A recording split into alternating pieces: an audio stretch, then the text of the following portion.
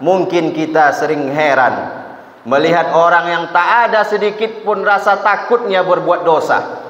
Heran kita melihat orang yang begitu sulit mendapatkan hidayah. Sekeras apapun suara azan dari masjid, tetap juga tak membuatnya datang ke masjid untuk sholat berjamaah. Karena pintu hatinya sudah terkunci, tak masuk lagi suara azan itu ke telinganya. Khatamallahu ala qulubihim wa ala sam'ihim wa ala absarihim ghishawah wa lahum azabun azim. Hatinya sudah terkunci, dan itulah awal dari azab yang mengerikan itu.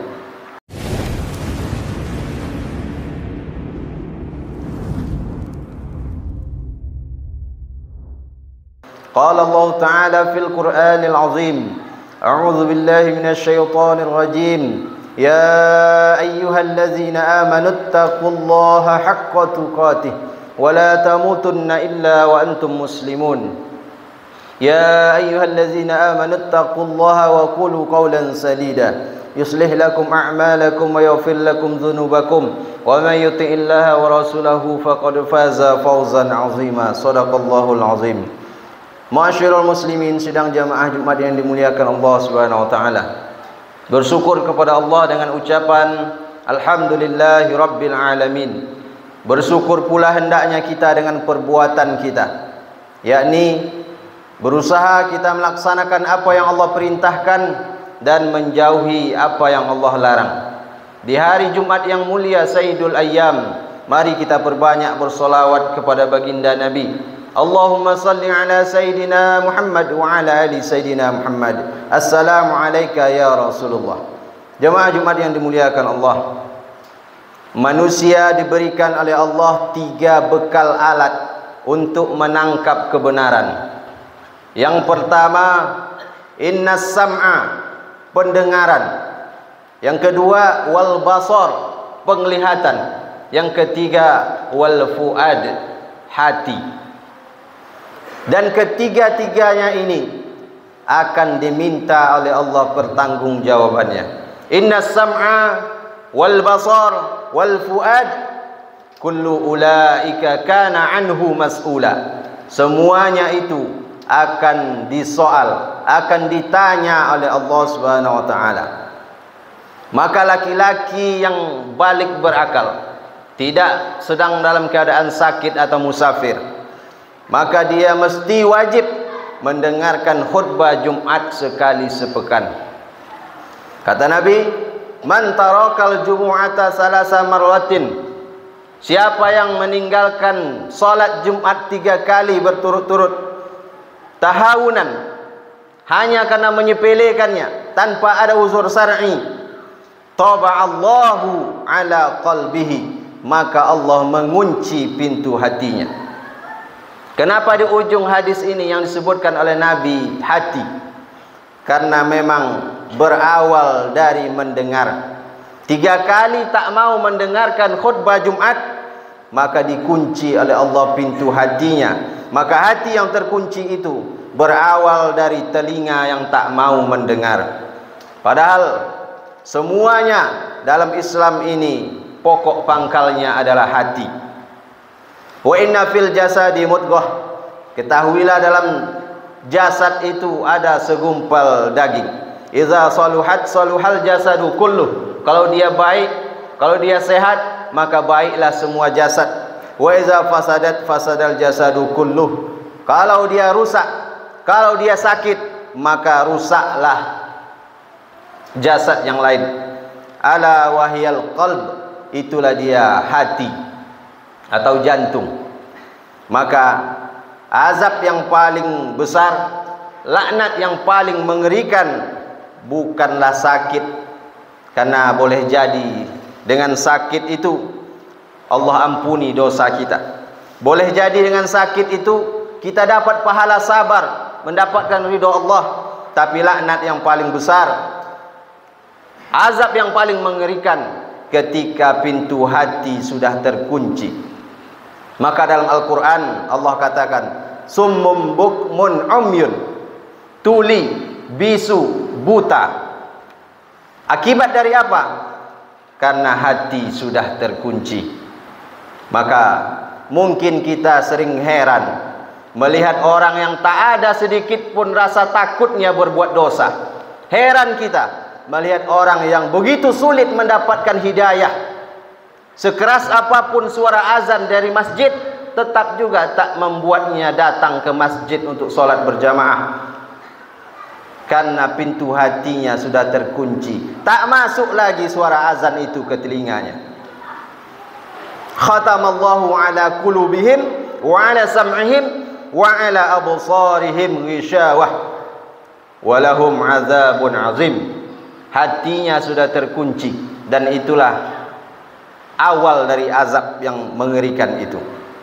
Maka di hari Jumat yang penuh berkah ini, kita disuruh untuk datang ke masjid, mendengarkan khutbah, mendengarkan wasiat takwa. Tujuannya adalah untuk menghidupkan hati, supaya hati tidak mati, tidak terkunci. Kalau mata tugasnya untuk melihat, telinga tugasnya untuk mendengar, maka hati tugasnya untuk merasa, pandai-pandai merasakan perasaan orang lain. Maka ketika orang sudah mengaku beriman, apa tandanya? Hatinya mudah merasakan perasaan orang lain. Maka puncak dari iman dalam Islam adalah la yu'minu ahadukum, tidaklah kamu beriman, kata Nabi, belumlah sempurna iman kamu, hatta yuhibba li akhi, sampai engkau cinta kepada saudaramu ma yuhibbu li nafsi, sama seperti engkau cinta pada dirimu sendiri. Kalau saudara kita itu lapar, maka kita pun merasakan lapar yang sama. Kalau makanan itu enak lewat di tenggorokan kita, maka kita pun ingin saudara kita merasakan yang sama. Kalau kita senang mendapatkan nikmat, maka kita juga ingin saudara kita mendapatkan nikmat yang sama. Itulah yang dimaksud mencintai saudara seperti mencintai diri sendiri, baik saudara kandung maupun saudara seiman, saudara sesama muslim. Itulah yang kita latih kemarin selama 29 hari di bulan Ramadan. Puasa Ramadan itu adalah latihan untuk kita merasakan rasa yang sama seperti yang dirasakan oleh saudara-saudara kita fakir miskin, yang hari-harinya mereka menahan laparnya, tak bisa makan. Karena lapar itu adalah soal rasa, dan rasa tak bisa diceritakan dengan kata, dia hanya bisa dirasakan. Maka mestinya setelah selesai Ramadan, kita semakin pandai merasakan perasaan orang lain. Ketika hati sudah bisa merasakan perasaan orang lain, maka ringanlah tangan untuk berbagi. Begitulah Allah ingin mendidik kita. Suatu kisah, seorang perempuan tunasusila lewat di sebuah sumur tempat air minum. Lalu dia singgah di sumur itu mengambil air minum, dan dia lihat di situ ada seekor anjing yang menjulurkan lidahnya karena kehausan. Kemudian tersentuh hati perempuan itu melihat anjing itu. Lalu dia turun lagi ke dalam sumur, diambilnya air dengan sepatu botnya, diberikannya kepada anjing. Maka ketika itu ketiga makhluk ini kotor. Perempuan itu kotor, seorang perempuan tunasusila, pezina, pendosa. Anjing itu pun kotor, najis, dan air yang ada dalam sepatu itu pun kotor. Tapi kata Nabi, perempuan itu diampuni oleh Allah dosanya dan dimasukkan ke dalam surga. Kenapa bisa? Apa amal dia? Amalnya adalah amal hati, merasakan perasaan makhluk Allah. Kisah ini diceritakan oleh Nabi, terjadi pada kaum Bani Israel. Ada dalam Sahih Bukhari dan Muslim. Maka mendengar hadis ini, sahabat yang lain bertanya, "Ya Rasulullah, apakah perbuatan baik kita kepada hewan pun mendapatkan pahala?" Maka Nabi menjawab, "Fi kulli kabidin ratbatin ajrun." Ya, kata Nabi, setiap perbuatan baik kepada hati yang basah itu dapat pahala, terhitung ibadah. Hati yang basah maksudnya semua makhluk hidup, Setiap perbuatan baik kepada makhluk hidup, dia bernilai ibadah dan mendapatkan pahala. Maka kalau merasakan perasaan hewan saja pun dapat pahala, bagaimana dengan merasakan perasaan manusia, merasakan perasaan saudara kita? Maka itulah puncaknya iman. Kaum muslimin jamaah Jumat yang dimuliakan Allah Subhanahu wa taala. Yang menjadi persoalan dalam agama kita hari ini bukan kita kekurangan jamaah di masjid, ramai jamaahnya. Bukan kita kekurangan jamaah haji dan umroh. Jamaah haji sampai antri 20 tahun saking ramainya. Jamaah umroh setiap hari ada yang berangkat umroh. Bukan kita kekurangan jamaah tabligh akbar, Isra Mi'raj, Maulid Nabi, banyak jamaahnya. Tapi yang menjadi persoalan dalam agama kita hari ini, kita sedang krisis kekurangan orang yang pandai merasakan perasaan orang lain. Kita kekurangan orang yang mau peduli dengan orang lain.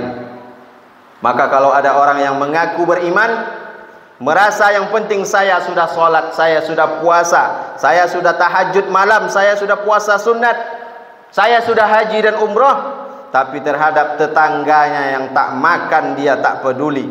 Ada orang yang susah hidupnya yang perlu dibantu, dia tak mau tahu.